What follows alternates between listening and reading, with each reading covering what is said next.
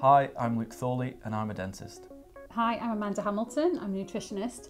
I'm going to take just a couple of minutes of your time to talk through some of the hidden side effects, such as unpleasant breath, of the really popular diets to help people get in great summer shape. Well, the juice cleanse nutritionally can be great, but you do need to select your juices well. Another thing you need to consider is how long you do them for.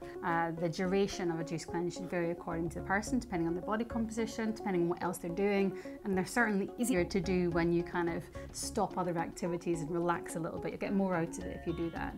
But I know from your dental point of view, Luke, that the high acid content of fruit would be an issue, wouldn't it? Yeah, that's correct. The trouble with acid is that it's very abrasive, and especially when we look at what the damage it can do on the teeth, these are the things we want to try and avoid. Another thing that we have to consider with the acid is that it allows a perfect environment for the bacteria in the mouth to reproduce at a faster rate. Now that can have a detrimental effect on the bad bacteria that's in there. It gives them the perfect opportunity to proliferate and allow them to create that unpleasant odour. To prevent the damage to the teeth, the best thing to do is to take these sort of juices through a straw, but we need to maintain the hydration throughout the day and make sure that any acid is washed away fully out the mouth, so it's not sat in the oral cavity all day. So the 5-2 diet is part of a family of diets based on something called intermittent fasting. It's even more important when you are in any fasting style diet program is that you must eat really well because you're eating less overall. So your nutrient intake has to be great. Another thing, there's a kind of trend around training fasted in the morning, which can lead to dehydration, which I know has an impact on the mouth as well. Right, yeah, the biggest thing with dehydration is the massive reduction in saliva in the mouth. Now the problem with that is that the food particles that would normally sit on the tongue and in the oral cavity just aren't getting washed away. So the best way to combat unpleasant breath is to stick to a nice, persistent daily routine.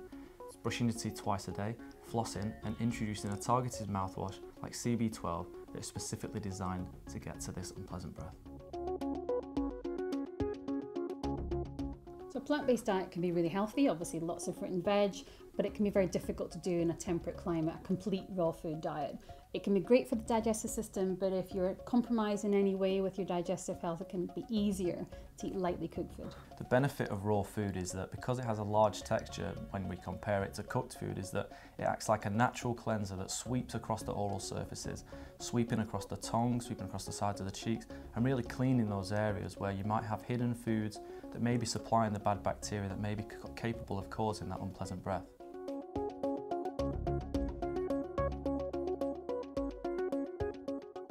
Most meal replacement diets are what's called a very low calorie diet, so kind of self-explanatory.